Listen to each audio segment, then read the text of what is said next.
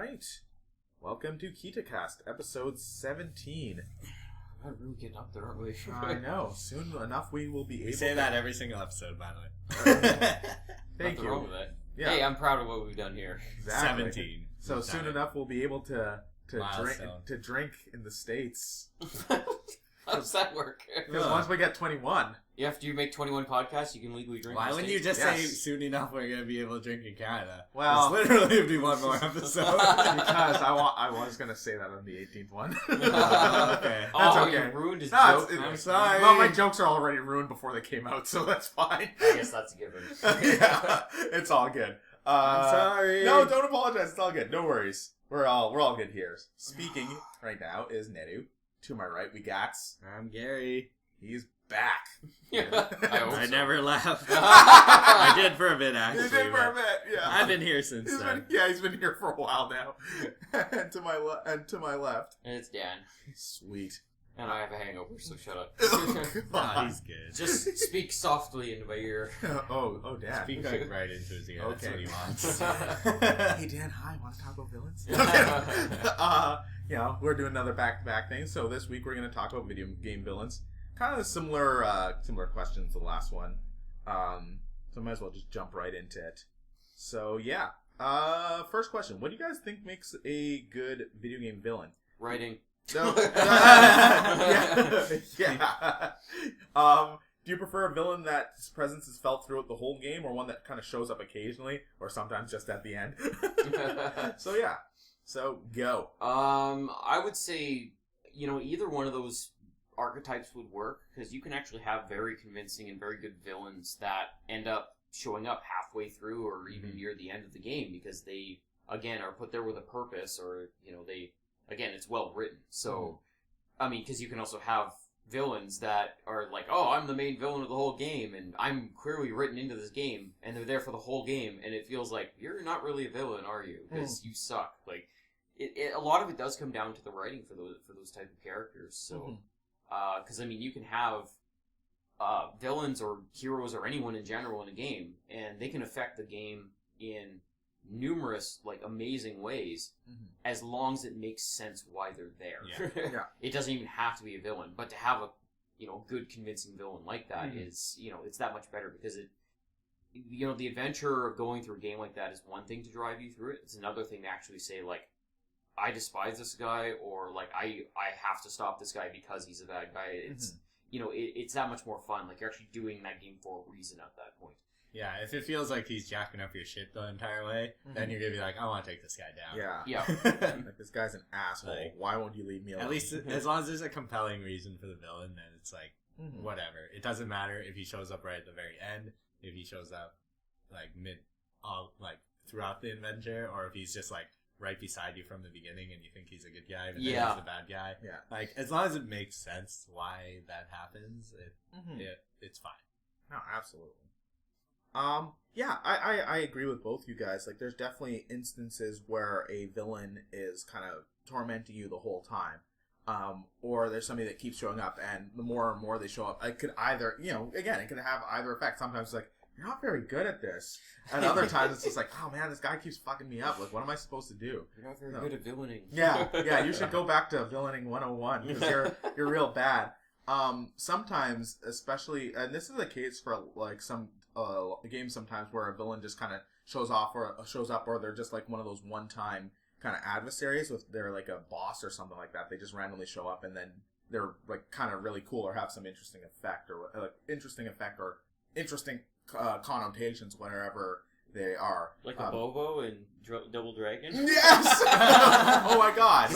Everyone loves that fucker, and he's the first boss in the game. Yeah. I'm on a plane with a conveyor belt. Having a Bobo.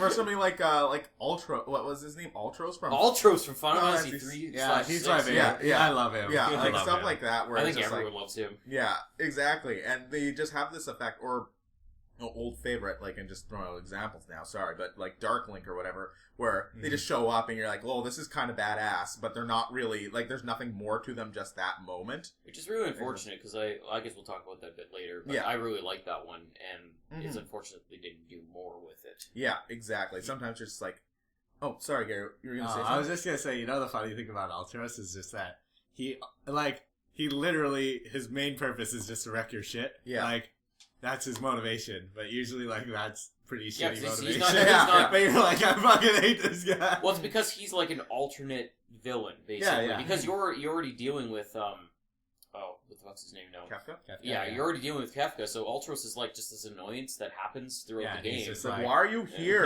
Essentially, you just ran into him in a river one day, and he just kept following you and wrecking your shit. He's just like, you fucking suck. It's like, leave me alone. It's like, why are you still around? Because I think for a giant purple octopus, he's got a lot of charisma. So. Yeah. This is true. This is very true. And then he brings his best the friend. machismo, as it were.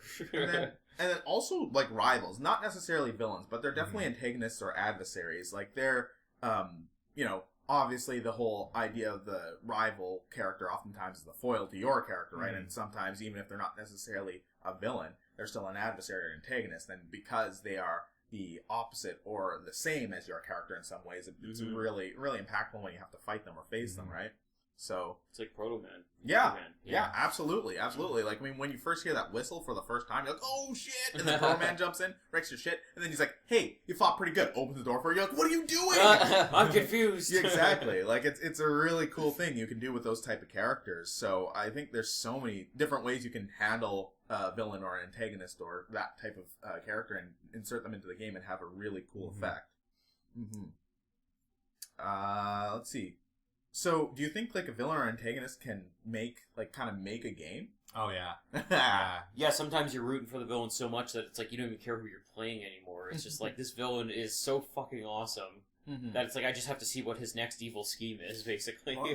Or it's like, he's built so well that, like, it's just, you're not, like, rooting for him, but, like, you play the game because he's in it. Like, it's just like, I want to see what happens with this guy.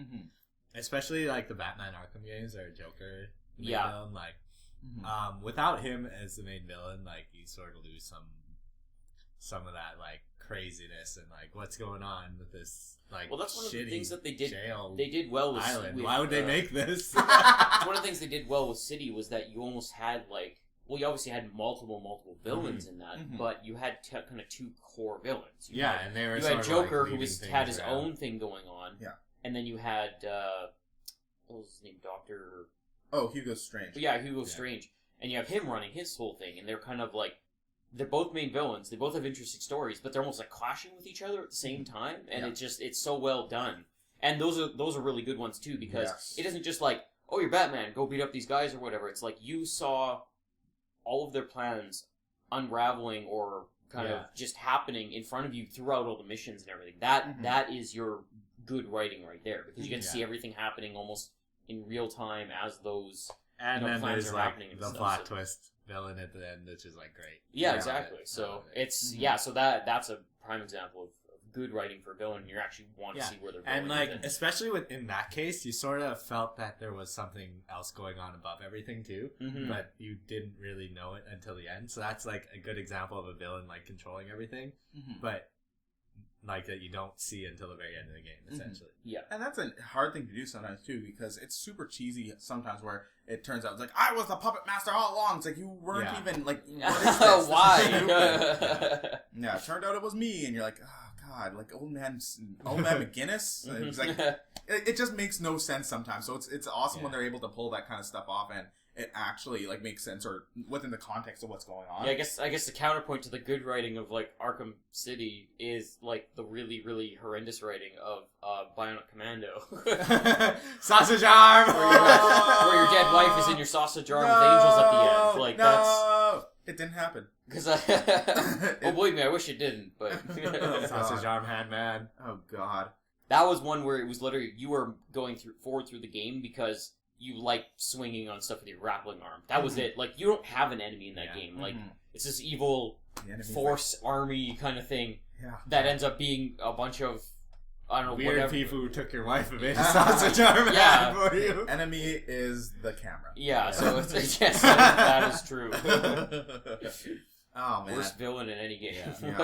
No, and like in some cases too. I mean, obviously a lot has been and will continue to be said about like characters like Handsome Jack in Borderlands 2. Yeah, actually, that's a really good one too. Yeah, like we'll definitely talk a little bit more in depth about him when we go into like the next section. But characters like him, he's one of those characters that's present throughout the whole game. Yeah. Just kind of talking to you, mocking you, and it's funny because like sometimes it's weird because sometimes he'll say things like that's pretty funny, and then he'll say and do other things like "fuck, you're such an asshole." Yeah, like and you sort of become endeared to him, but you don't because he's a fucking dick. Yeah, exactly. Especially after he does a couple It's charisma, things. and he's hilarious. Yeah. Like, just half the shit that he says in the game is And that so makes funny. sense because you can see why he does have a following. Like he has like minions and shit. Like like it makes more sense if they're charismatic and they have like minions instead absolutely. of like just some weird robot with no feelings controlling everything. It's Well, I mean that the kind of counterpoint to that one too would be it's like if you built your own army force, then it makes sense why you have a bunch of like robots following you and everything, like Dr. Wily or Dr. Robot. If you build the robots, I mean, but like they all call me sir. People, like even in Borderlands, there were people following them. But he was more of a businessman in that. He wasn't just an evil genius that built robots. Yeah. Well, even like he was a corporation owner. Yeah. Well, when you go, like if you do play like Tales of the Borderlands, which is really good. It's interesting because you get a little bit, if we get kind of a glimpse inside what working at Hyperion's like, and you're like, oh man, this is just everybody here, like they're all psychopaths. But yeah, like I love when they're able to just make you endear yourself towards them. Then rival characters again tend to make that as well. I mean, look at stuff like Devil May Cry 3 with granted Virgil isn't the sole villain, but at the beginning of the game he pretty much is, right? That's when I was gonna like bring up later some like, favorite villains and stuff like that. But sure. because that's a good one. Like there's a couple different ways you can go with that too, depending on like which game you're even talking about too. So no, absolutely. So yeah, like it's interesting. And then again, games that I haven't played, but games like the latest two Far Cry games, like those villains. I was actually thinking of that because I haven't got a chance to play those ones. But just from the trailers alone, they seem like that type of villain who's like always on the monitor or always on the radio or like always kind of in your face about what's happening. But it seems like they'd be written very well and they'd be almost taunting you the whole time. Yeah, I imagine they're like the main villain in Skyfall. Yeah. I don't know if you've seen it yet, but like, I feel like it'd be like him. Yeah. He's all like, it was all my own design, James. And you're like, oh, okay. Yeah. That wasn't his reaction. Oh, okay. But yeah, no, it's such a cool thing to do. It can be really hard too because again, video games are different than movies, right? Like you spend most of the time focused on your character, so it can be difficult for writers or like people making a game to insert that character into things. An example of a villain that you don't see that often but hear a lot about what he has done is actually Kingdom Hearts 1 and 2 with Ansem and Xemnas, because you see the results of a lot of the shit they do, but when you do meet them, they're both actually pretty interesting. And again, they're the same person but different people, but I'm not going down that that's rabbit a whole hole. other story. But example, it's interesting because Ansem is a scientist, right? So you see all the shit that he's pulled and all the research he's done. You kind of see the results of that. And when you meet him, granted, he was voiced super well by Billy Zane in the first game. They actually redubbed his voiceover because they lost him for the second game. And so that's kind of a shame because he did an amazing job. Billy Zane, ultimate creeper. Good job, dude. But when you meet him, he has like kind of this weird monologue or whatever, but he's super creepy. And it's really interesting. I love what they did with the character. And he's even more so when you fight him as Xemnas. It's interesting because he's like the same side of different side of the same coin kind of thing, which is very thematically makes sense. He's got a weird, awesome zebra cloak, but that's besides the point. But again, it's just like you're like even after you kill this guy, he's still fucking shit up. Like it's pretty interesting. So yeah, I kind of like that when they do that kind of thing with villains. It was funny that you mentioned that thing about like making villains, like putting villains in games, and it's not the same as doing it in a movie. And you know what? Honestly, I think it would be easier just because in a movie you don't have any input. So basically, if you're watching a movie and that hero doesn't chase after or beat up or like do something to the villain like the viewer thinks should happen, then it's either A, bad writing, or B, the writer just didn't kind of like pick the right path, but you have no input into that. Whereas in a game, for the most part, if you hate that villain that much, you get that chance to really fucking pay him back, and you can basically do it in your own way too. Because I mean, like if you're fighting that villain and stuff like that, and say it's in something like Skyrim or something like that, you can go in and it's just like, I'm going to, shoot this guy with fucking lightning bolts or fireballs, or I'm going to beat him with my bare hands because that's what I feel like should be the ultimate ending to this and everything. So to have that villain in a video game, it just makes it that much more kind of interactive, because it's like you hate him and now you personally get to do something about it, rather than just watching someone on a screen do something about it, and maybe they wouldn't have done it in the same way that you would have or whatever. So that's an interesting point. Yeah. Because it's like sometimes, like, if I'm watching, like, I like cheesy action films, and sometimes it's like, you have this amazing villain, and you see him throughout the show, or throughout the movie, and they have these kind of, like, little quips with each other, or they take a swing at each other kind of throughout the movie, but they never get that ultimate fight, and then all of a sudden, it comes to the end of the movie, and you're looking at your watch like, oh, fuck, we've been in this for like 2 hours already. Like, hurry up. This better be fucking good. Yeah. And then all of a sudden, it's just like, they punch each other a couple times, and then the villain flies out a window and dies. It's like, what? No! I wanted an epic showdown! I didn't want him to die in like 3 punches. Yeah. Like, That's Iron Man 2. yes, yeah. Oh my god. Yeah, so shit like that. So that's why that's a good point. That's why I like the villains in games, because then if you want to toy with them, if you want to, like, you get to defeat them in your own way. For the most part, that's a really good point. I really like that. Especially with God of War 3. Jesus Christ. Fuck them up. They don't even, they oh god. they don't mess around with that. No, they do not. Yeah. So yeah, that brings us to, I guess, the meat of our conversation. Actually, I'm going to change it slightly too, because the main question I want to ask is, what are some examples of some of your favorite video game villains and why? But also maybe even mention some that you don't like, if there are ones that you're like, this is really dumb, or this plot twist is stupid. So yeah. So I actually have to write down a couple. I have a few. Okay, go Gary, because I need to look something up.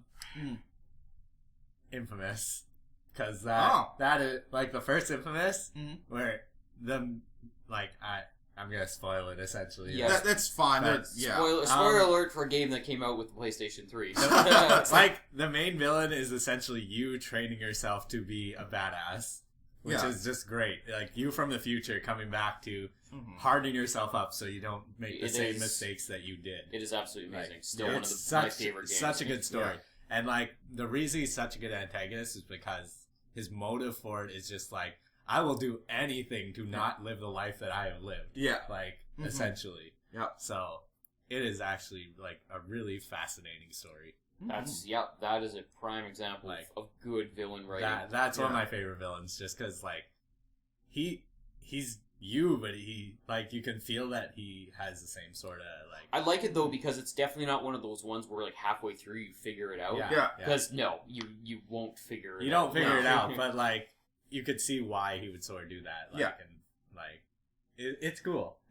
It's explained well. It isn't just like, I'm you from the future for no reason. And also, too, it's so personal, right? Because it's like, this character is like, I'm more than willing to put myself through hell. Like, I will torture myself. It's like, it's almost like, sure, he's hurting and killing other people, but it's all focused on Cole. Yeah, right? It's like, we need to get you to the point where you can save the world, essentially. Yeah. So, it's really cool. Oh, absolutely. Another one I really like is... I like the ones that tend to be like, the villain isn't so much like, just a stupidly bad person, but like, someone who... Like, sometimes you start the game and you're like, buddies with them, and like, just... A situation happens and just sort of like spreads you apart, and the farther you get, the more you see that you can never get along with this person. It's like, so if you played Final Fantasy Tactics, I haven't, but everything's whoa! Of all people that have never, like you've never played Final Fantasy Tactics. I didn't have a PlayStation 1, and by the time I got like the PSP, I missed it, and then I downloaded it, and then it's just... Haven't they like re-released that game like 20 times? On PSP. Oh, I'm gonna buy it. I'm gonna play it at some point with a guide, because that game's apparently really hard. Oh, that game is... The story is so good. It's not so much that it's hard stuff. There's lots of options. Yeah. Like, you can beat that game in 1,000 different ways. Like, no, I need like a couple months in a guide, so it'll happen at some point. But the main villain, like, there are a few main villains in that game, like, but The one that seems to stick out the most is the one that was like your friend from the beginning, Delita.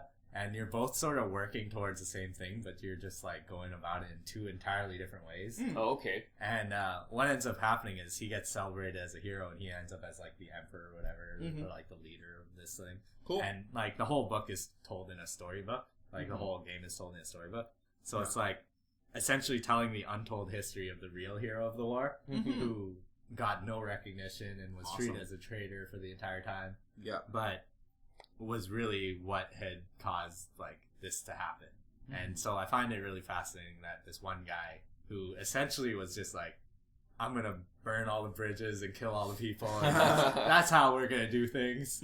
He's the guy who ended up being the hero. And like really he was one of the main antagonists, but you both were working towards the same thing. It's just he was willing to go through more. That's awesome. That one was fascinating. Do you have any villains you hate because they're really just so stupid? Not that I can think of right now, but okay, well look through your phone like me and Nedu or yeah. Because I think I have a few more I like though. Oh, do you? Okay, we'll go with those then. In the same vein, if you played Suikoden 2, the whole Joey thing. I need to play that game as well. That's essentially the same thing as the whole Delita and Ramza thing. But not quite on the same. Like, it's not quite the same amount of politics and stuff to it. It was just like, but it's essentially the same story. It's fascinating. Nice. I'm hearing a theme. Kafka's always a good one. Oh yeah. Kafka is, that's definitely one of the ones I was going to mention just because he's just so ridiculous. Yeah. He is ridiculous, but like he just fucking self-gained the entire way. Yeah. He doesn't care what's in his way as long as he gets everything in the end. And I like the fact that he actually like does groundwork too. Like he's on the ground doing his own shit as well, which is kind of great for. He's like running around poisoning the water, rivers and shit. Yeah, and, like, and laughing about it. And like everyone in the Imperial Army's like, "What the fuck, man? Yeah, just stop!" Like, oh no, this guy's clearly fucking insane. Absolutely. Yeah. So those are some good ones. Yeah. I'm just looking here. All right. Well, I know one of the ones that I really liked, just because it was very interactive, even though he wasn't the main. I guess he was a core villain of the story, but he wasn't like the mastermind behind it all. Yeah. Was Nemesis from Resident Evil 3. Oh yeah, that's a good one of all games. Just because because it's this unstoppable killing machine, and whenever you see an unstoppable killing machine in a game, it's like, oh, well, yeah, they threaten you with putting you up against this thing, and then you go in and you kill it. Yeah. And that's about it. It's like one level or one boss or something like that, and that's about it. In Resident Evil 3, you fear for your life. As soon as you hear a door smash in, and you hear stars, and see him run across the screen, you know you're fucked if you don't do something, 5 seconds ago. Yeah. So that's why he's a really good villain for him being basically a big dumb Hulk, more or less, because he doesn't have any intelligence. He knows he's a bioweapon, so he's just there to kill you. But for such a one-dimensional character, he's very well written, I guess, because he does his job very, very well, and it's very effective in the game, because even though you shouldn't really fear him because he's, stupid, basically. Yeah. He will just wreck your shit if you don't give him the respect he deserves. This is very true. Because, it's like, I know it's they use it for kind of jump scare parts and everything like that, but he gets into some really weird places and scares the shit out of you. So yeah, that works really well. But kind of in the same vein with Resident Evil, except instead of a good villain, a really bad villain. Is Albert Wesker. Yeah, I was thinking that once you said. Okay, well, we can all discuss about him, because I don't know as much of history about him, because I haven't played all of the Resident Evil games, but as far as my history goes with Albert Wesker, the guy's a fucking tool. He's such a piece of shit. I don't like him. I don't like him in the games. I don't like him in the movies.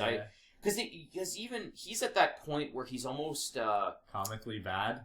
Not just comically bad, but he's almost not a villain at this point. Like, he's almost like not an anti-hero, but like he's almost in it kind of for himself now. Oh yeah. And he's not, Because before he was Yeah. number one Umbrella Yeah. Corp soldier, and he did everything for them and stuff. Now it's like, he's this Fuck you superpowered guys, bioweapon, and he's let's just make more superpowered not bioweapons. giving everyone the middle finger while Yeah. he does his own thing. So Yeah, I mean, I could talk a little bit about Wesker. Like, go for it, because I- you know more res history than I do. You know, so. I've forgotten a hell of a lot about that series, in all honesty, which is because it got so it's because it's confusing. hard to follow in the first place. Well, it Yeah. certainly is. Like, I used to be pretty well versed in this, but like I think after 5 and 6, I got really annoyed with. I think like, it was just like President's Daughter. well, But but I mean, like even before that, like Wesker was fucking around in the background quite a bit. And yeah, like he left kind of Umbrella, but was still fucking around people's shit. And he had basically hired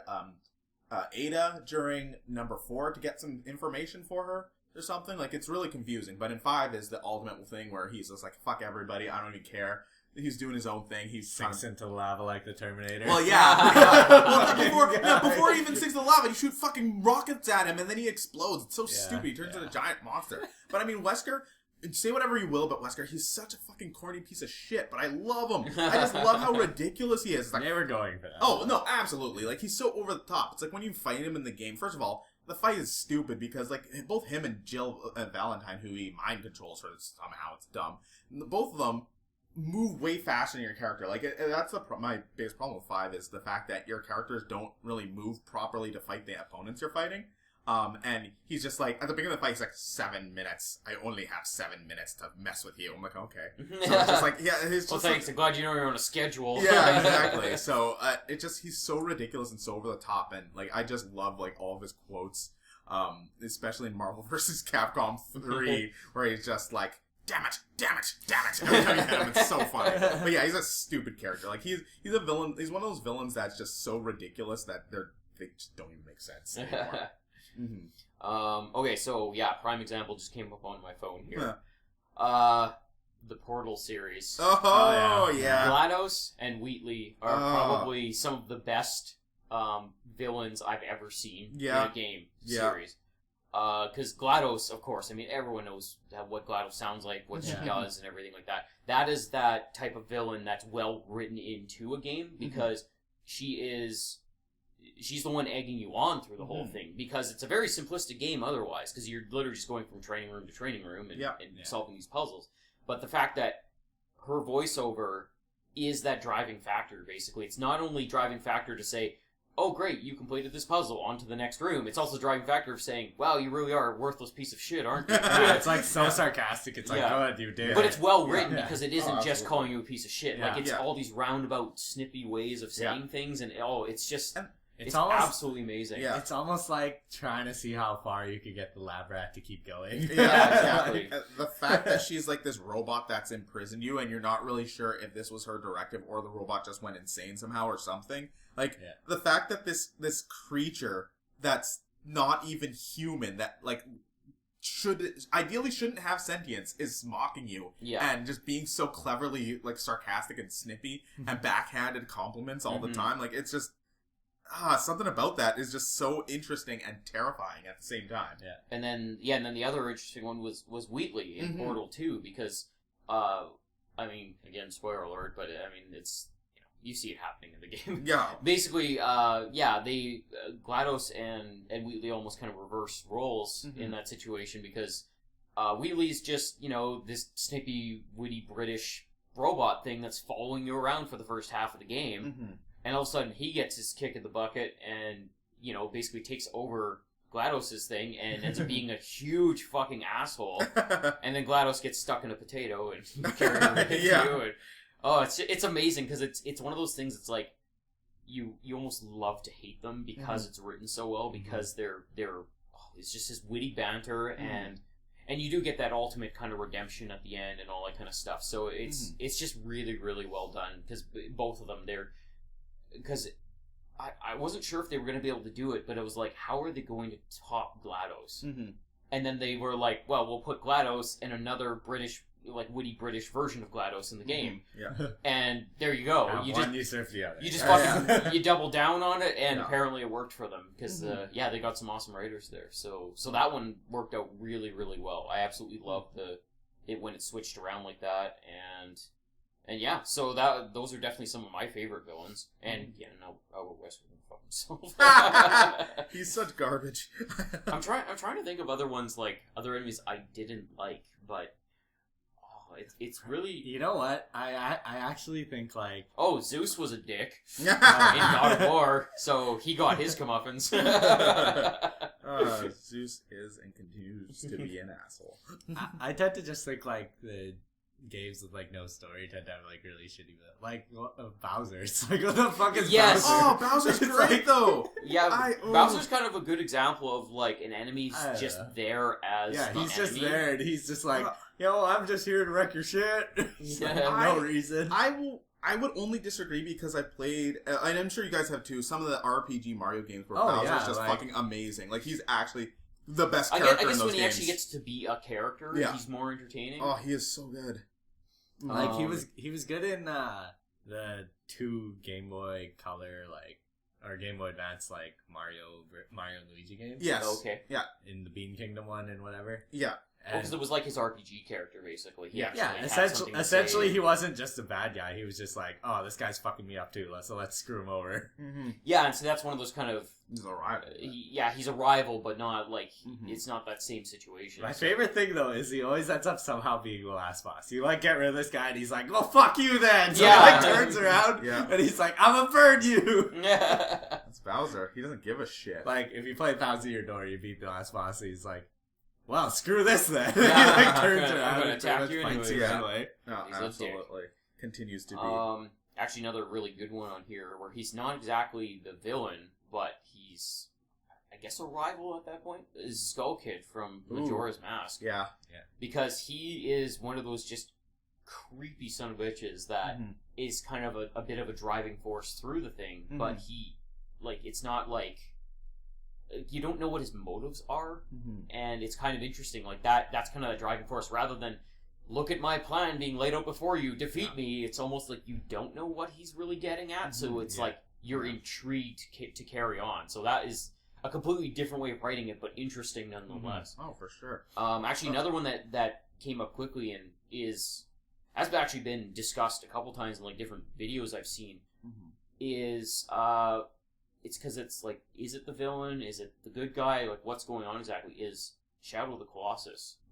Because it's, when you go in, you're almost tricked into thinking, like, oh, these evil statues are, gonna kill these people or something like that. So it's like, go kill them first.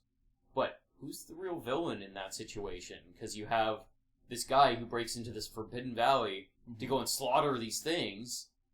For what, to what end exactly? And then you have the guys who come in and try to, like, basically stop him. And, it gets really interesting because it's like, who's wrong in this situation? Because you need to almost explore some more lore about what's happening. The best thing is when, like, no one's really wrong. And that might be one of those. Might be one of those situations. It's just like it depends on which point of view you take, really. Like he probably what's happening. He's just going into killing a bunch of gods. Yeah, and he feels and fully he's just justified. like, well, I'd rather just have my sister alive or whatever the fuck he's trying to revive. Yeah. So.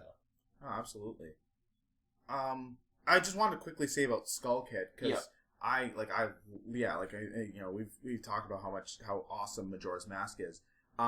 By the end of the game, especially because Skull Kid and Majora's Mask also maybe as well. Like, it turns out at the end, they seem like they're both just really fucking lonely. Yeah. And they're fucking up a bunch of shit. And sure, they're gonna, like, destroy Terminus and stuff like that. But, at the same time, when you kind of get to the end of the game, it's just like, all my friends left me, and I'm really sad and lonely. So I'm bored, and I don't know what to do with my feelings. So I'm just gonna fuck everything up.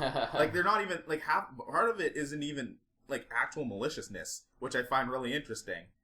Like, it's just such an intriguing way to handle a main villain, and again, it's awesome because as much fun as Ganon or Ganondorf tends to be, like, I find Skull Kid significantly more interesting. Well, yeah, because Ganondorf is your alpha villain. Yeah, like he's just he's like, just haha, a I'm big ripped bad guy, and I have an evil laugh, and you're gonna die now.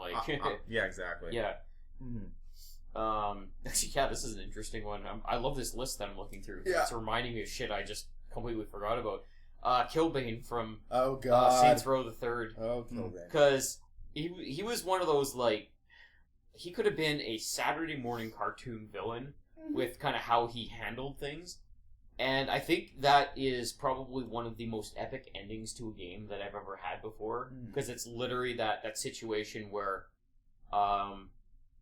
he's going on a plane and he's going to escape, or he's tied all these chicks to the Statue of Liberty or whatever, and he's gonna blow it up. And it's just like, you can only do one. Because I'm evil man, and like, you know, it's either you're gonna let me get away, or all those women are gonna die, or something like that. So it's literally, you have to choose. And it's just, I guess it's because I love watching like 80s action movies and stuff. It was such a throwback to that type of villain. Yeah. And it's just like, you know what? I don't even care if he gets away, because that means I'll probably get to face him again someday. Awesome. So yeah, it's like, go save the chicks, and it's just, if you've never played that game, it is one of the best endings to a game ever. Have you ever played that, Gary? No. I need to finish that game. I heard a lot about how it ends, but yeah, that's... Because it's I didn't expect them to do it, but it was so cinematic in how they did it, because it's like, you're basically at the airport where he's gonna go, and he's just like, oh, well, I'm leaving now. I have this bomb strapped to this other statue thing. You can go save them, or you can stop me. And then he turns around and goes in the airplane. And then the song "I Need a Hero" starts playing. Oh my god! While you basically make your decision, and it plays the whole song, like an extended version of the song, like, while you're saving the chicks and everything like that. I'm like, this is fucking epic. Like, Saints Row's just got stop points. Yeah, it really does, and that but it was handled so very well like that, and then it was that whole situation where it's just like, you know what, I don't even care, I'll face him again someday, because he was an awesome villain. I mean, he's a fucking luchador in a suit, and fucking brilliant.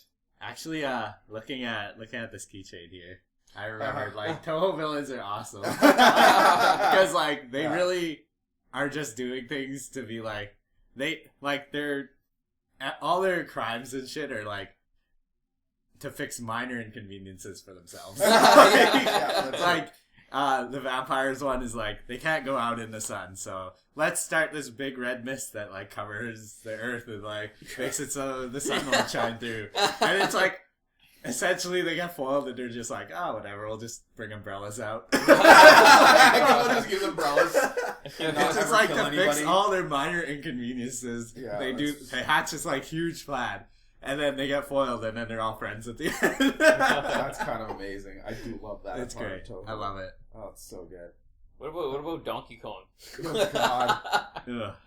Because it's funny. Like, there's been very few characters that have done a complete 180 from that type of like archetype, because he was a villain. He was straight up a villain. And then Donkey Kong was a villain. Okay, don't get into all that bullshit. No, but that's like from Nintendo. That's not like a theory. Yeah, Cranky does like does Nintendo actually say that in Donkey Donkey Kong Country. Yeah. Okay, well, anyways, so yeah, but I mean, for the outsider, it's like, it's Donkey Kong. Yeah. He's a good guy now, or whatever. Mm-hmm. Although, I always thought it would be funny to see him kind of pull a Bowser and, like, turn around and, like, try to beat up Mario. Just throw a barrel at him out of nowhere. Yeah, exactly. Fuck! Holy shit, what? I'm not equipped to deal with barrels anymore. Oh, man. It's like, I'm 3D and round now. I can't run as fast. That's just great. Oh, God. Oh, actually, yeah. Billy Williamson from Red Dead Redemption. Oh, I haven't played that game. Yeah, I know. You have? Okay. My brother owns it, so I need to... I have a couple friends that haven't played it just because they don't do the whole Western thing. Oh, it's... Which is like, you know what? If you don't like Westerns, that's one thing, but play it because it's a good fucking game. Like, yeah. Hey. You know what? It's very, very Western themed. I mean, it's Grand Theft Horse, but it's so good though. It's so much more interesting. Like, I played quite a bit of it, and that's the thing, is the writing is absolutely amazing in that, and just kind of the interactions you get with this, because he's more of a built character throughout it. He isn't just like, oh, I'm evil guy trying to take over the whole Old West. Like, it's you get introduced to him, and it kind of just builds from there. And again, just the overall writing in the game is really good, but the writing extends to having like a really core villain at the end,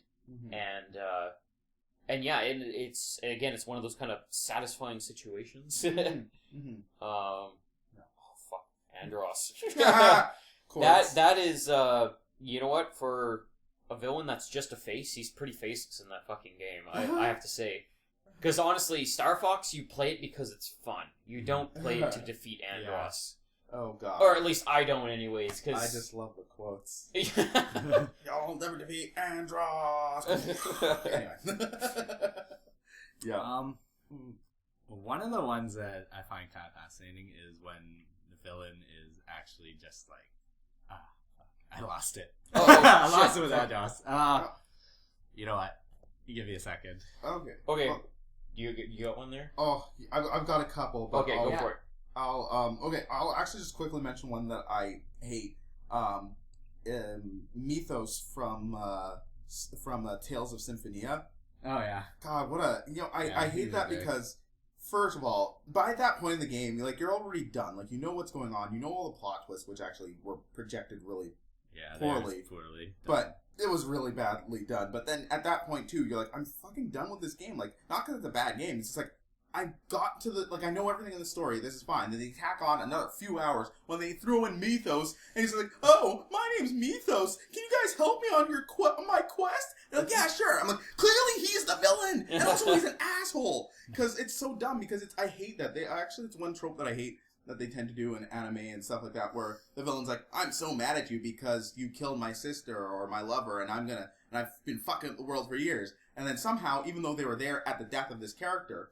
And then it's just like, I hate you because my sister wanted me to kill people. It's like, no. And the Cross is like, no, man, I was there, you idiot. She said, don't blame humans, save them. He's like, oh, you were right. I'm like, yeah, that's what that was. What the hell? Like, that kind of shit just drives me nuts. I thought Mythos was really, really pathetic. So, it actually kind of soured me a little bit towards the game because it was such a silly thing. But then already, the game was already a lot of fun, and then when it just kept dragging, and throwing that villain that's kind of thrown at the end, even though, and you already know he's a villain too, but it was kind of a waste. Yeah, most of Tales villains aren't that great. You just play for the character interaction. Oh, exactly. Yeah, the battle systems are fun. Yes, for sure. So I'll rattle off a couple here.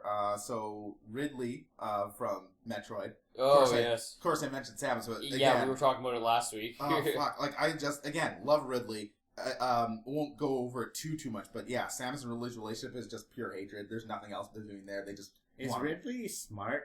Yeah, Ridley is sentient, yeah. Like, that's the thing about it. If you have, like, a big death machine, and you give him a brain, it's even scarier. Oh, right? yeah. Yep. It's like, you can have a death machine, or you can have a death machine with a brain. Yes, absolutely. And that's what's awesome, because Ridley knows what he's doing. Like, he recognized you. He fucks people up because he loves it. He just doesn't give a shit. And I kind of attach Ridley and the Space Pirates together, because Ridley's like one of the main commanders of the Space Pirates and stuff like that. And Metroid Prime did this amazingly, because the Space Pirates, what I love about them is because even before Metroid Prime, we never really knew what the Space Pirates were about. But Metroid Prime really did it really well, because Space Pirates are incredibly smart, but they're terrifying because they have no fucking ethics. It's like the extension of science without any humanities involved. Because it's interesting, you read their logs, and again, like I mentioned last time, they talk about how Samus fucks up their shit. But the logs that I find more interesting are the ones where they're just saying, like, hey, we did these tests on these people. Like, we took some of our space pirates, other space pirates, we injected them with phazon, they fucking died violently. Interesting. We'll try inserting them and then adding some other stuff to see what happens. You're just like, what the fuck? Like, they just say it so matter-of-factly. Like, they are incredibly twisted.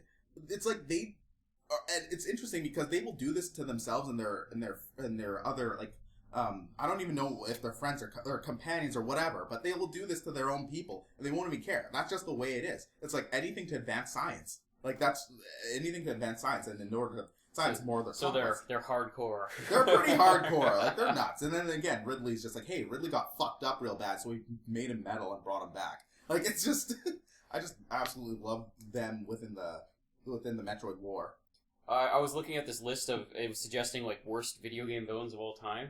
And they had the gall to put Waluigi on there. How dare Waluigi is the best! I love Waluigi. In that he has no reason to exist other than to annoy people. Yeah, exactly. And he perfectly fits it. Oh, Waluigi's the greatest. He's a Mario troll. That's all he is. Yeah. And I fucking love it. Oh, Waluigi's fantastic. It's like if someone were like, oh, Wario exists, and then like someone in the Mario universe was like, Wario exists, is like, well, now we gotta have someone to fuck up Luigi. Yeah. Where did Waluigi even come from? Like, he and Mario aren't even brothers. Like, he probably just showed up one day and he's like, I fucking hate Luigi. Let's do Let's do this. Hey, look at this skinny asshole. I'm He like got surgery to be as tall as Luigi. He actually used to just be stumpy. Like, he was put on a rack. He has like all those fucking like stretched out limbs and everything. Yeah. God, like it's all gangly. There needs to be like a Waluigi game. I love that guy. Oh, he's great. Yeah, the Waluigi game would be so fun because it'd just be like trolling Mario characters the whole time. Yeah. Oh God. Okay, so I think we should just like throw down the gauntlet because this one, this game or game series has so many villains in it that we'll just fucking jam on that for like 10 minutes. Metal Gear Solid. Oh God. So many good, ridiculous, weird, interesting villains. My favorite enemy, Metal Gear. It can't be. Oh God. Yes. Oh God. No, I'll like Liquid is just incredible. No. Again like the whole two different sides of the same coin kind of thing. Well, especially because he thinks, even though he gets shot and blown up, lit on fire, and he comes back, he thinks he's the inferior brother. Are you an idiot, Liquid? Also, just his fucking quotes. I'm you. I'm your shadow. It's like, Cam Clark, you're amazing. We use royal terriers. It's like, what's wrong with this guy? Like, he's just such an insane psychopath. A guy trying to do a Madonna accent. Yeah, it's ridiculous. It's ridiculous. Hats off to Cam Clark because that VO made that character. Absolutely made him. And he's just, he doesn't give, he's so angry. Like, he's just so angry. He's like an angry clone. What do you want? Exactly. Half his motivation is basically because, like, oh, our genes dictate what we do, but I don't want to do with fate, but we have no choice. Like, Liquid, you actually don't make that much sense. Like, when you actually break him down. But who I actually like, who doesn't get a lot of talk about in Metal Gear is Solidus. I actually think he's great because when you fight him, he's talking about what he's doing. He's like, hey, you know what? Not only am I the president of the United States, like, just try and figure that out, but fucking whatever. Yeah. But he's just like, dude, I don't want to be a pawn to the Patriots. So I'm fucking their shit up. And Ryan's like, yeah, but you're still killing people. It's like, dude, he's like, dude, we should be working together. I'm not wrong. And when you're fighting him and killing him, you're like, no, you're not wrong. You're actually right. But you still have to take him out anyway. Yeah, those ones, that's what I liked. That's what I was saying. Like, some of them are interesting, some of them are well written, some of them are stupid. Like, because there's been so many villains like that. Yeah. But yeah, that's one of the ones I like because he was right out there. Like, he would say what he was doing, like, throughout the game and why he was doing it. Yes. And by the end, even though he was the villain, you were basically agreeing with him at the end because it was just like, okay, yeah. This shit's fucked up. Let's, I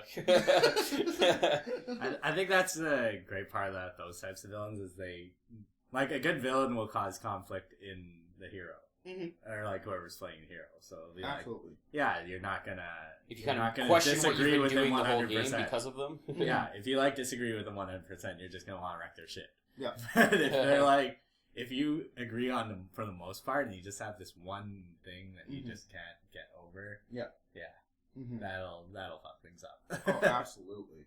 My absolute favorite villain from the whole Metal Gear Solid series is Psycho Mantis. Yeah, I was gonna say that because it was just like I don't know. It was so cool because I always like I just love how he can like fly and mind read, and I loved his like costume and his voice and like. They just nailed that character so much so that they've remade him like 2 or 3 times as other villains, basically. Yeah, that's very true. Because he had like, there's a character kind of like him in the newest one in 5, and then there's also Screaming Mantis in 4. Yeah, and they had a psychic character in Peace Walker too, didn't they? I don't think so. Peace Walker didn't have a lot of really interesting bosses. Oh, it was more like. Just fighting with robots. Big hairy Jim over there, and he just has a gun. No, you're mostly fighting robots and then sometimes tanks. Oh, okay. Yeah, so not quite in that game, unfortunately. Who's your favorite? Or Solidus was your? The boss, I guess. I love the boss. I just think she's incredible. And I know technically she's not a villain, but she's an adversary throughout the whole game. And I talked a little bit about last week why, so I won't rehash that. Yeah. But she's an incredible character. Like, she is so strong. She's so powerful, and she has such an emotional impact on Snake as well. Like, Snake has such a hard time fighting her, and he just needs to understand why. But she just is relentless. Like, she will keep fucking shit up, but then she keeps letting him live, and he's like, "What are you doing?" Yeah. He's like, "You could have killed me at least 3 or 4 times." So he, even at the end, she's just like, "What's it going to be? Your loyalty to the mission, or loyalty to me?" She doesn't tell him what to do. She makes him choose. So, you know, like, she's just incredible. I love her. Actually, another one came up on this list. It's pretty much like Nemesis, which was, you know, it's interesting because he's like a driving force rather than being like the core villain that, you know, masterminded everything. It was Pyramid Head in the different Silent Hill titles that he's been in. Yeah. Because again, that's his deal. Is like, he's a driving force, not only the fact that he's trying to kill you and you have to run away from him, but it's also like, as you go through the game, it's almost like you want to figure out, like, what is this thing and why does it keep coming back? Because all the rest of the game, when you go through it, it's like, it's all these random enemies and they're just kind of there because that's the area that they're in. But for some reason, Pyramid Head keeps showing up and he keeps calling for your blood. So I thought that was kind of interesting because he's, even though you never really get to figure out, like, what he is, or unless it happens in one of the newer games, because I haven't played a lot of the newer Silent Hill games. Right. Did you want to talk about M. Bison? Oh my god, Vega. M. Bison. Yeah, Vega. M. Bison, Jesus Christ.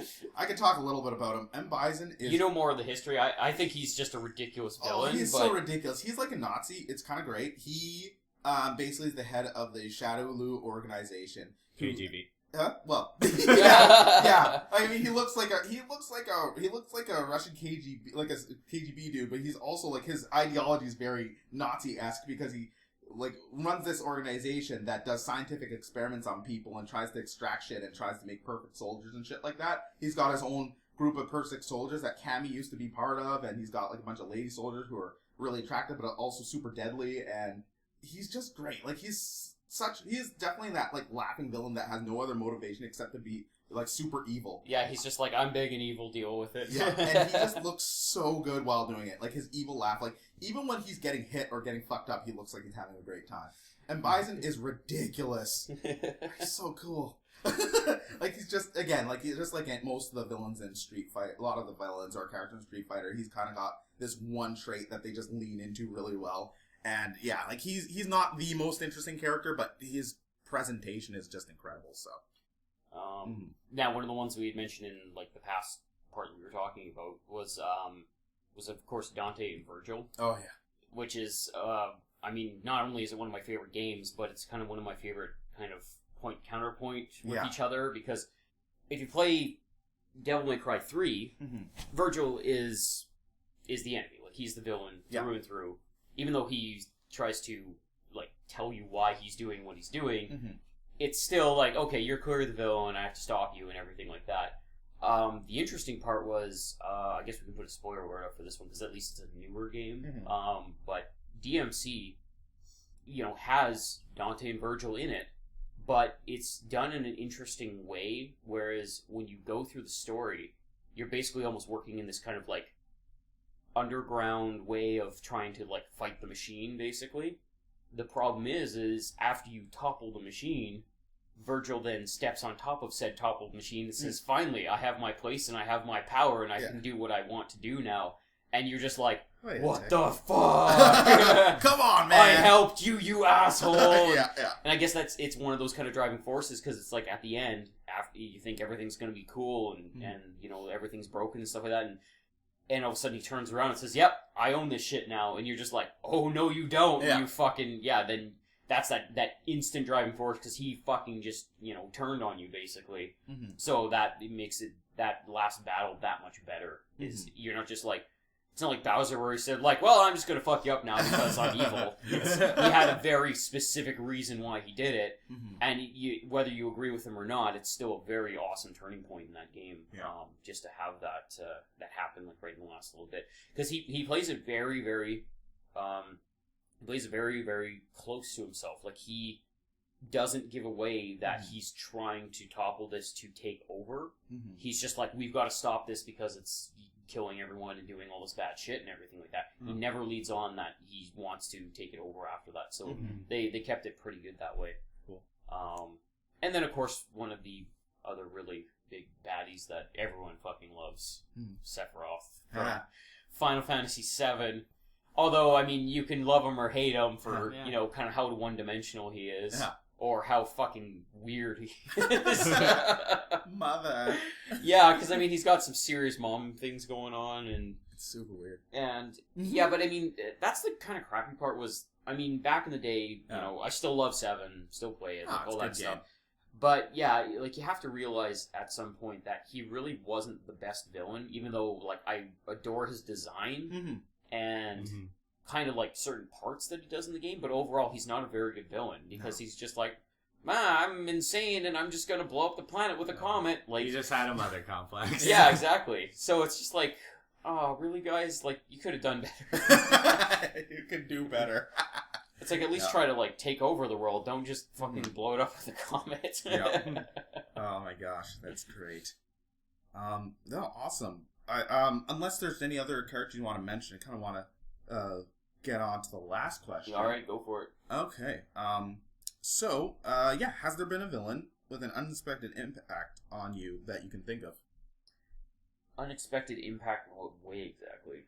Honestly, anyway, whether you were surprised at how much you agreed with the villain, or you were surprised that the person was a villain, like, you know, okay. or Yeah, whatever. actually, yeah, that would be, I guess, a prime example of that would be when he fucking turns on you at the end of that game. Yeah.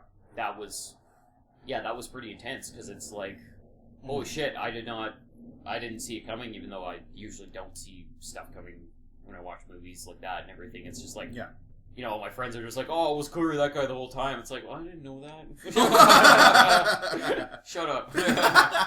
I was, you know, enjoying the movie. I wasn't trying to pick it apart at the seams, so. But yeah, that was really cool, because it kind of emotionally affects you at that point, because it's, you know, he turns on you, and you actually feel really shitty, because it's like you helped him do all this stuff. It's like, oh, I wouldn't have done this if, you know, if I knew a bunch of that shit and everything, so he fucking played you like a fiddle. I played me like a damn fiddle! And then, yeah, and actually, like, I guess for just villains affecting you, it's like, even though Sephiroth wasn't the worst villain, he definitely affected me and many, many other people when he kills Aerith in that one scene. So, it's like, you actually really feel for not only Aerith dying, but also you hate Sephiroth that much more at that point, because it's like, oh, well, it was one thing that you were going to, like, you know, crush the planet with a comet, but you stabbed one of my friends in front of my face, and she died, and, like, yeah, so... What a dick. Like, super dick, so... Absolutely. And then, and then kind of going back to, like, Skull Kid in Majora's Mask, because that one was... Because, again, you weren't really sure what was going on with him. It was like, are you the villain? Are you trying to help me? Like, what exactly are you trying to accomplish here? So that one's kind of interesting, you know, with how everything kind of eventually turns out at the end and stuff like that. So yeah, that was a really cool one. And Wesker can go fuck himself. Oh, he's the worst. Oh, how about you, Gary? Yeah, pretty much just going right back to the ones that I mentioned earlier with the Final Fantasy Tactics. And that's awesome. Suikoden 2, where it's just like, the villain is just not a villain per se, but someone who just doesn't have the same mindset as you. Yeah. Or thinks about things differently. And you just cannot comprehend and cannot get along with them, even though, like, in another circumstance, you probably would have. Yeah. So, it's pretty fascinating just because, like, consequences and what your environment can really do to what people you can get along with, actually. So, it's pretty fascinating in that sense. Yeah. Oh, absolutely. I know one that came up on the list. I had to snicker at it, and I guess we might as well bring it up for this because it's one that you don't really see coming, and it totally affects how you play the game. And the guy's a complete and total douchebag. Tom Nook from Animal Crossing. Yeah. Oh god, that's right. Tom Nook's a piece of shit. He is almost a literal piece of shit in that game. Oh my god. He is a maniacal fucking villain. What a bad dude. Like, it looks like a cute little raccoon piece, but he's like evil. Well, that's the thing is, like, I guess, you see him up front, and it's just like, oh, well, he's just a cute little raccoon to go with all the other, furry little bastards. But yeah, he ends up being just this, like, he, like, runs that shit, and... And yeah, you don't get to do anything unless he says so. Like, he's like a fucking slave labor right there. He's basically like a mafia don or something. Yeah. Like, Reminds me of like one of those bust your kneeccaps if you don't pay him. Yeah. But he says it in a really friendly way, so you don't like freak out right away. Yeah, that's nefarious. I love that. Yeah, he's actually really good. He's like he's not bad per se either. He's just really, really fucking greedy. Yeah, he's just charging you like insane amounts of. It was your fault for buying a house anyway. You had much interest. Why would you do that? Hey, you have to buy a house. That's the problem. Is that like he strong-handed you into doing it. Like you have to buy a house. So oh god. He's like, oh, it'd be real unfortunate if you couldn't afford that house. Tom Nook! Yeah, amazing. Hey, I'm just saying. He's throwing it out there. My awesome. boys might have to give him a visit later. Oh god, that's amazing. I should have made him wear a fedora. That needs to happen. There's art. There's art out there. Yeah, there's art. Machine guns, fedora, Tommy guns, actually. Yeah. Chicago typewriters. Anywho, good lord. So a couple for me. Handsome Jack. In Borderlands, I just remember the turning point because again, Handsome Jack's super interesting and he's really funny and he's a huge asshole. But I remember this one point, and again, it's not like I was surprised by his nefariousness or how evil he actually is, but I just remember at one point in this game, he's on your comm, and he is laughing about how he scooped out the eyes of some guy in front of a kid and laughing while he's saying it. And I just remember just that being kind of chilling. Like, he's already said how, like, a bunch of awful stuff that he's done or been a complete asshole. But somehow that line in particular, I was like, wow, that's really fucked up. Because it's like that part in Simpsons where it's like he's gone beyond normal villain to, like, super cartoonish villain or whatever. That's because it took it that much farther. Because, that's the thing, is that game kind of, like, it kind of monitors itself throughout because... Mm-hmm. It deals with adult themes. Yeah, and there's adult humor in it. But it never goes past that point where it's like, fuck, shit, piss, screw this guy, everything's exploding and a bunch of blood and everything. Like, it doesn't go that full gore adult route. Yeah. So, to have him say something and go to that dark place like that is almost out of character for him until you realize it's like, wow, this is who I've been dealing with the whole time. This is who I've been dealing with. Yeah. He's not only a jackass, this guy will kill people. Like, he's a bad guy. Yeah, exactly. And it just kind of reminded me of like, oh yeah, no, I mean, I was having so much fun listening to him and joking with him, but he is a really He's not just a smarmy businessman that tries to kill you with robots. Like, he will fuck your shit up if he gets the chance to. Absolutely. So I really like that.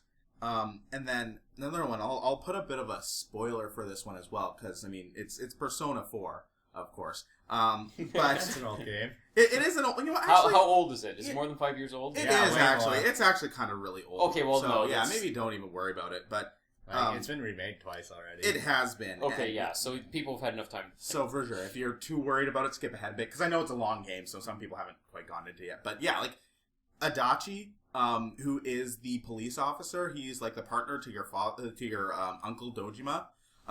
He is actually like the main murderer of that game. Like he's the main villain. And what I really like about that is that he comes off being really kind of silly. He reminds you a lot, like he's really silly and kind of dull-witted and kind of like likes to slack off. But what I love about that is the further and further you get in his social link, the more you start to realize he's kind of a huge misanthrope, which is really interesting. Like, he just doesn't give a shit. And he starts liking you because he thinks you're similar to him.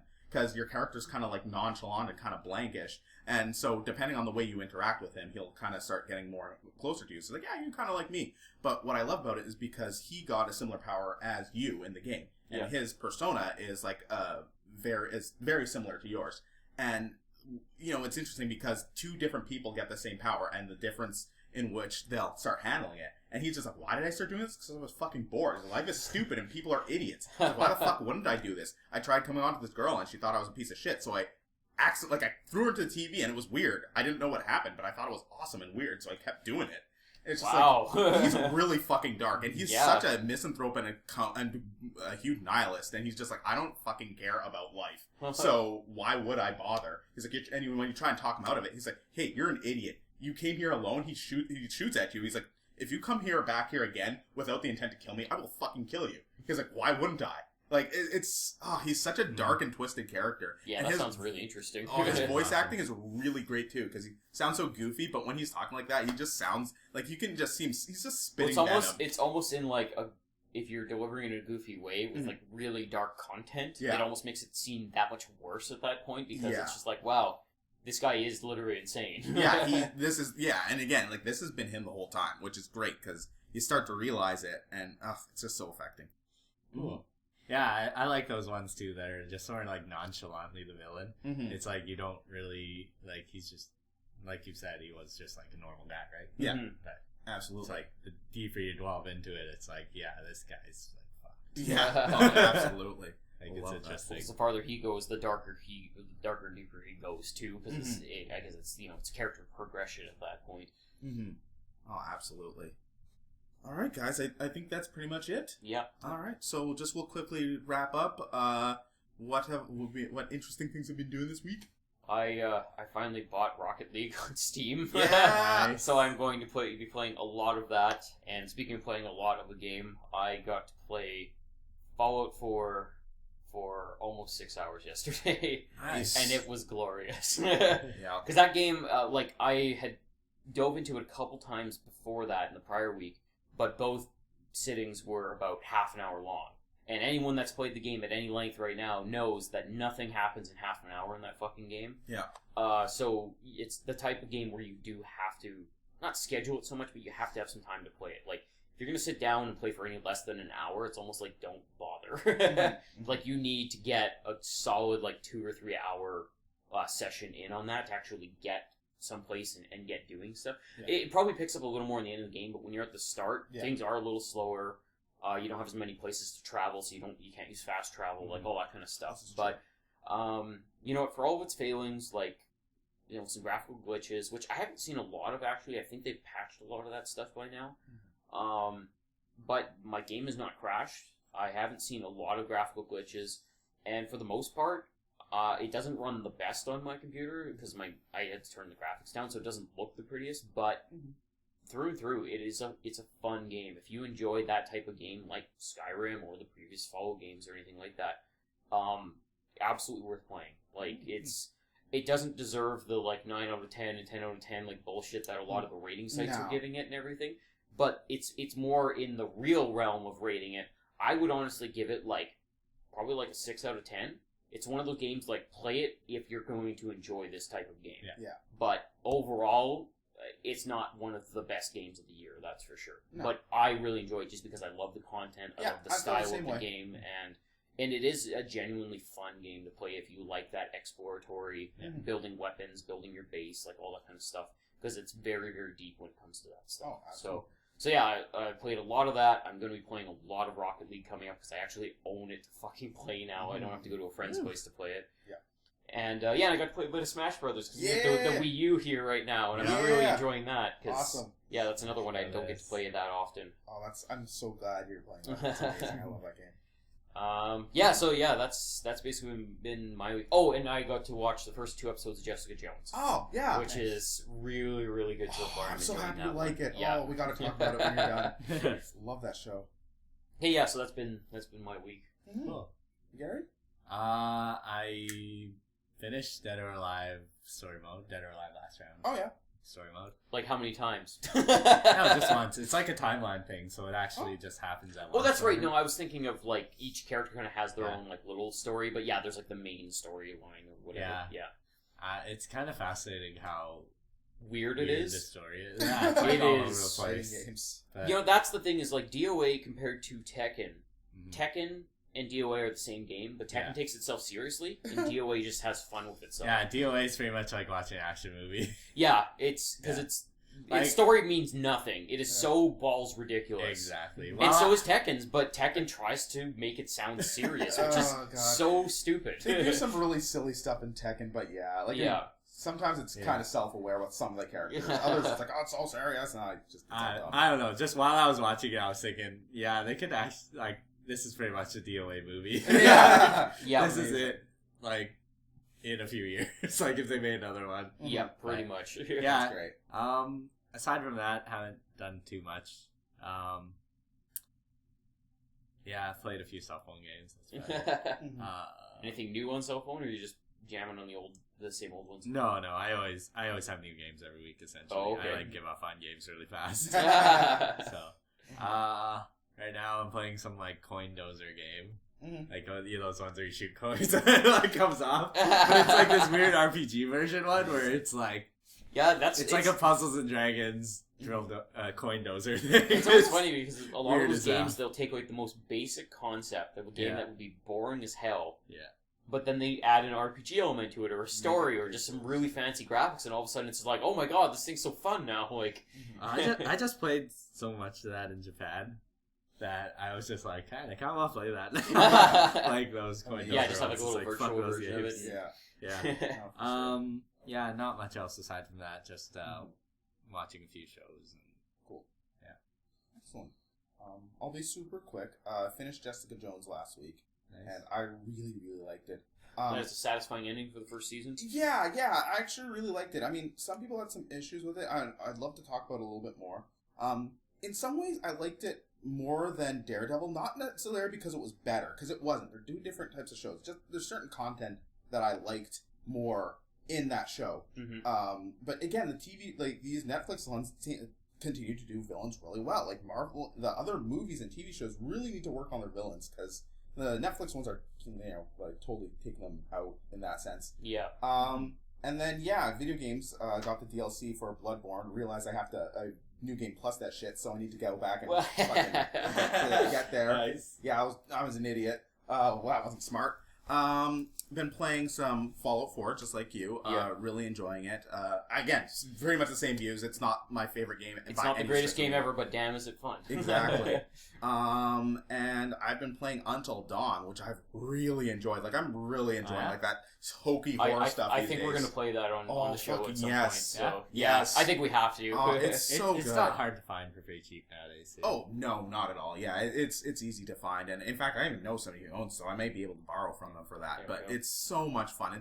I'm really enjoying like cheesy horror, like Scream Queens, and then the Scream TV show, and like just anything that's just cheesy horror makes me chuckle so much. And Until Dawn is that in droves, and it's amazing. Nice. So yeah, it's been it. All right, cool. Mm-hmm. All right, well, I guess on that, just let us know in the comments below who are your favorite villains, or who are the worst villains of all time, because I felt like I couldn't think of enough of them, and I know they're out there. There's a lot of horrible, like, just really shitty villains. Just really shitty villains. Too, but there's a lot of good ones, and we'd love to hear your comments about like which ones you really enjoyed. I know that we only mentioned a handful of them anyways, so yeah, throw those in the comments below there. And I guess until next time, don't forget to like, comment, and subscribe. All right, KitaCast out.